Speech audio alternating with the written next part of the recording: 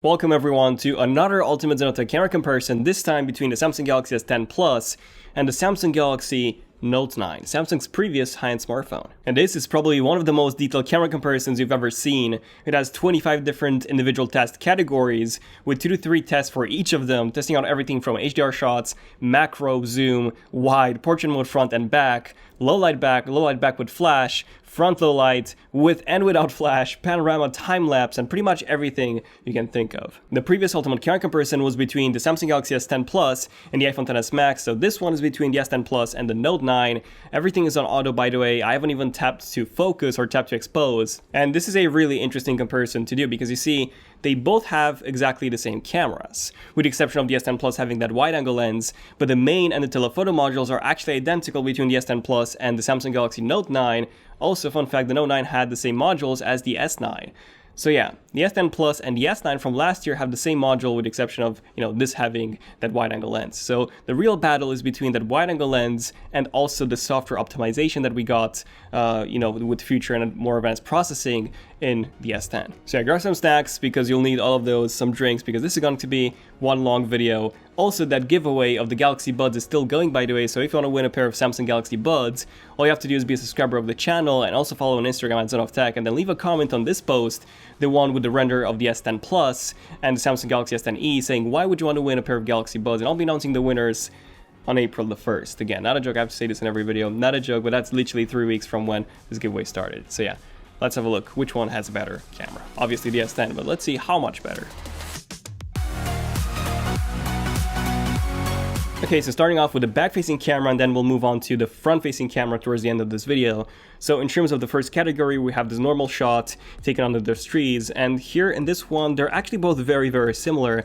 The S10 Plus is brighter, it's more vibrant, so I do prefer the S10, even though the Note 9 was more true to life. Moving on to HDR shots, so in this first one, we have the famous gazebo that's being present in pretty much every single zone of the camera comparison, and this is actually a really difficult one to take because there's lots of bright areas towards the top of the image, and a lot of dark areas and shadows behind the tree, so this is a really difficult HDR to get right. And again, very similar to what we have seen with the first image.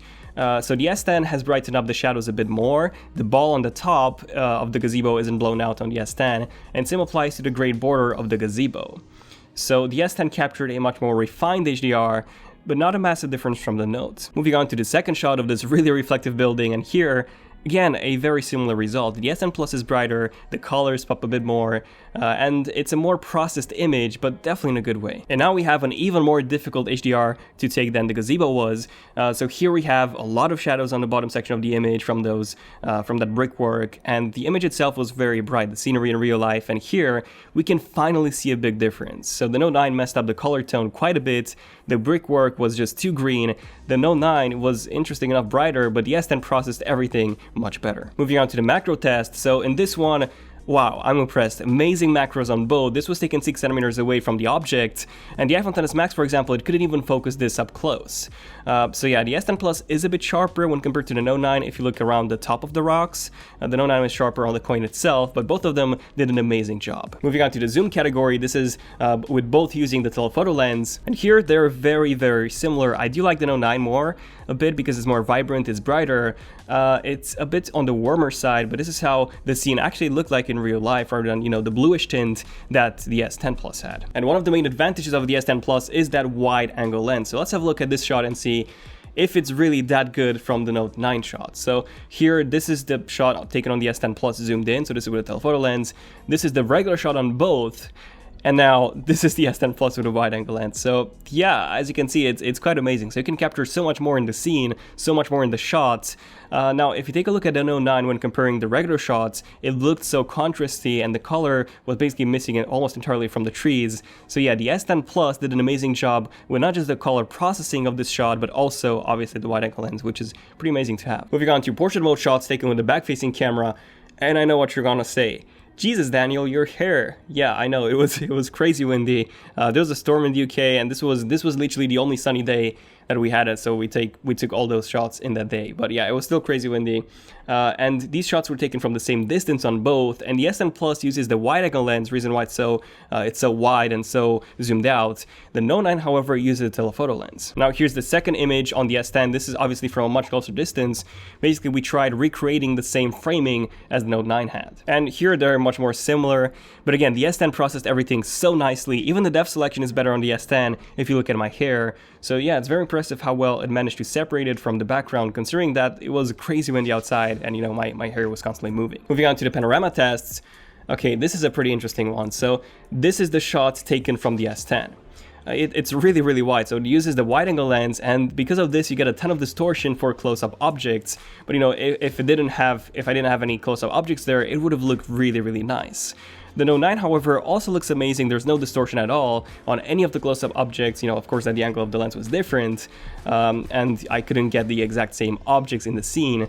But both of these are different in terms of the size as well. So the Note 9 was 38.4 megapixels, the S10 Plus was 28.2 megapixels. So here I would go with the Note 9 panorama, but if you only had a landscape and no close-up objects at all, in that case, the S10 Plus panorama would have been a better choice. I really wish that Samsung would release a software update so that they will allow you to use the regular module for taking panoramas as well, because right now you're limited to just using that wide-angle lens. You cannot switch between them, which is quite bad for, you know, cases like this when you have some really close-up objects, and in that case, those would be heavily distorted. Moving on to video taken with the back-facing camera in 4K 60, and here, something really interesting is that the Note 9 had a bitrate of 73 megabits per second, the S10 Plus had a bitrate of 42 megabits per second, so that's really odd, almost double the bitrate on the Note 9 at the exact same frame rate. But other than that, the videos look almost identical on both. The S10 Plus is a bit warmer, and the clouds are not blown out as on the Note 9. The S10 is also brighter, but you know, aside from this, they're both really, really close. Most people wouldn't be able to tell the difference between the two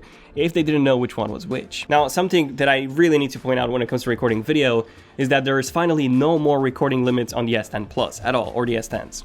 So up until now, you actually had a 5-minute recording limit when you did 4K 60 videos, and a 10-minute recording video for 4K 30 videos. Now, if you record a video that's over, I believe, 7 minutes in length on the S10 Plus, it would still split that video in multiple files, which is a bit disappointing, but still it's an improvement that at least it doesn't stop the recording when you've reached that 5-minute mark, because on the Note 9 it currently does. Speaking of video, let's move on to slow motion, and here they both take the same resolution video, 720p at 960 frames per second as the slowest. However, something interesting is that the S10 Plus had a file size of 28 megabytes versus 14 megabytes on the Note 9. So yeah, there's more detail in the S10 Plus shot, everything is a bit sharper, both are 720p, but the Note 9 looks like, I don't know, 144p, and the S10 Plus looks like 480p. So yeah, they're both pretty bad, but the S10 Plus is noticeably sharper if you take a look at the 9, for example. But honestly, recording slow motion on these, it was a pain. So if you use the super slow motion function, the one with 960 frames per second, you can either have it so that it automatically starts when motion is detected in a tiny square, and most of the time it doesn't even work. So for example, I think we did this shot like 5 times. We tried 5 takes until it finally worked. Just because it started the recording when something went in frame rather than, you know, when something moved.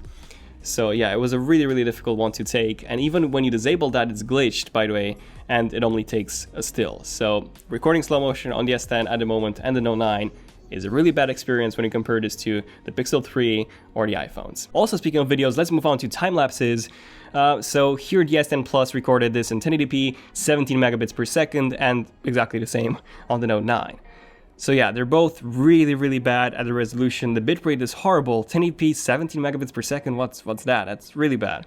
So I don't know. I really don't know why no smartphone manufacturer focuses on this, because realistically, recording a time lapse is easier than recording 4K 60 video. All you have to do is just take shots at specific times. So every shot, let's say every 5 seconds or so, and then you combine those shots after you've taken all of them in post to make a video. So it's really, really easy to do on the processor. There's a lot of cameras that can do that already, but it's stuck at the moment to 1080p, 17 megabits per second. So the quality is really bad. I really hope that the manufacturers would start focusing on this in the future, because at the moment, no one really does. But in terms of the actual image quality, the Note 9 looks sharper here a bit. Interesting enough, the S10 looks quite muddy and soft. And now let's do a stabilization test. So this first one is done in 4K 60 on both, and it's pretty bad. Interesting enough, the Note 9 has a bit better stabilization, at least it seems so.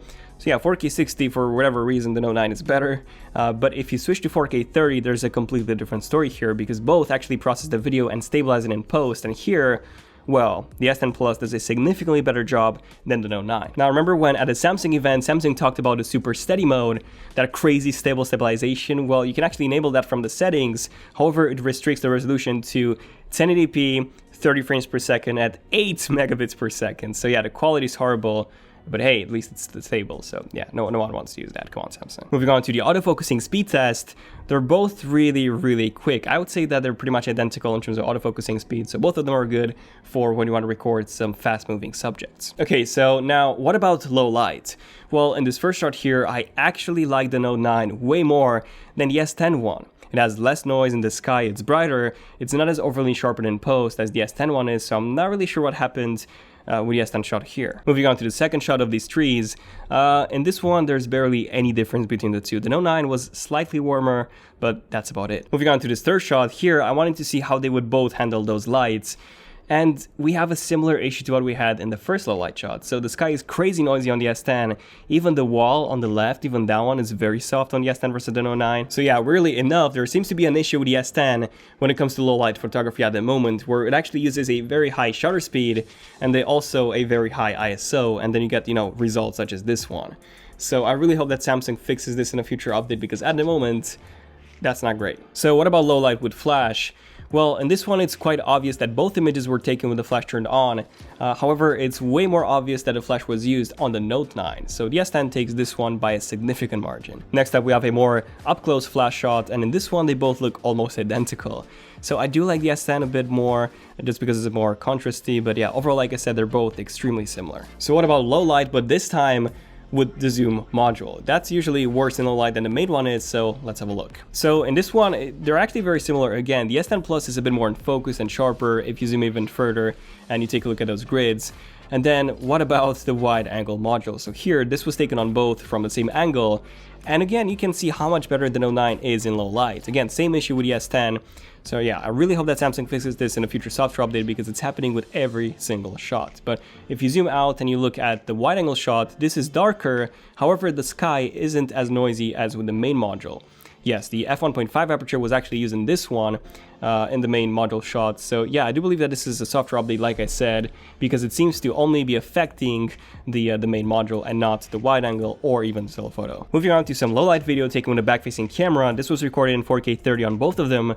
And here the S10 looks extremely noisy again. So we have the same issue as before, and that's because it's using that high shutter speed and that higher ISO in order to compensate for the lack of light. So, like I said, software issue, because right now the Note 9 is better in every single way when it comes to low light performance, and they should at least be the same. Moving on to the front-facing camera, this is a normal shot taken in the studio, and the whole idea of this was trying to recreate what you guys see right now. This was taken with a Panasonic GH5, so let me know which shot of these is actually closer, but in my opinion, it's the Samsung Galaxy S10. It's brighter, it's sharper, so I do like that, but it completely killed off my turtleneck. So yeah, the blacks were crushed, and the ridges were almost gone entirely. So yeah, the processing was just a bit too aggressive on the S10. So yeah, let me know in the comments though, which one do you prefer? Moving on to some front-facing HDR shots. So this is actually very similar on both, aside from the fact that the S10 is more zoomed in. The Note 9 blew out the highlights on my face, while the S10 actually got everything perfectly exposed. Also, keep in mind that the S10 Plus has a 10 megapixel front-facing camera versus 8 megapixels on the Note 9. Now, something cool about the S10 is that it can actually zoom out and capture a slightly wider selfie, which is about the same as the Note 9, because the regular one is actually cropped in software. Okay, so this is a front-facing camera test of the Samsung Galaxy S10 Plus and the Samsung Galaxy Note 9. So yeah, let me know which one looks better in terms of the HDR processing, the highlights, which one processes the highlights better. As far as I can tell, they're both quite blown out. Also, the S10 Plus can do 4K video recording versus Quad HD on the Note 9. Also, the microphone. Which one sounds better? Let me know in the comments. Okay, now let's take a look at some portrait mode shots taken with a front-facing camera, and when it comes to the depth mapping, it's actually better on the S10, as expected. The Note 9 messed up my hair quite a bit. Also, there is more blur on the S10 Plus image, and that's because the S10 Plus has the dual front-facing camera module on the front versus, the single one on the Note 9, so yeah, it definitely seems to work on the S10 Plus. Now, in terms of the actual shot, the Note 9 looks more natural. The S10 pulls out much more color from the sky, and the Note 9 actually blew that out completely. So yeah, the S10 easily takes this one. Also, there's a few cool effects that Samsung added, the portrait mode for the S10, and all of those seem to work quite nicely. Moving on to front-facing camera, but this time in low light. So here, okay, they're awful. They're both awful. The S10 Plus is a bit sharper, the Note 9 is a bit brighter, but blurrier. So I don't like either of them, to be honest. Moving on to low light, but this time with the flash. The S10 Plus is warmer, the Note 9's flash was a bit too bright, so here it's a matter of preference. I would personally go with the S10 Plus since it doesn't make the image look as if it was taken with a flash, even though it actually was.